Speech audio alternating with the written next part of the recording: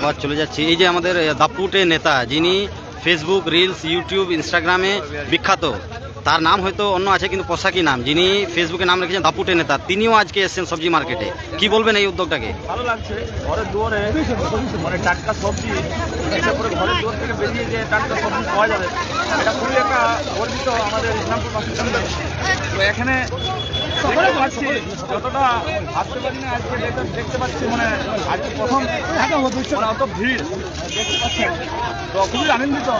ইসলামপুর থেকে যে মাটি দিয়ে ঢাকা গেছিল, তাতে আমাদের নিয়মধর্ম সোসাইটির পক্ষ থেকে 150টা ছেলে সেই মাটি সরাবার কাজ চলছে।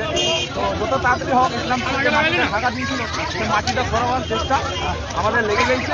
আমাদের মাটি কাটা চলছে, ইসলামপুর থেকে মাটি থেকে সরাতে হবে। গ্রাম সলনা উদ্যোগটাকে কেমন? গ্রাম সলনা খুব ভালো উদ্যোগ নিয়েছে এবং গ্রাম সলনাকে অসংখ্য ধন্যবাদ জানাই।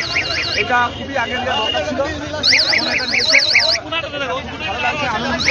আমরা খুব গর্বিত যে আমাদের সলনা থেকে এত বড় উদ্যোগ নেওয়া গেছে।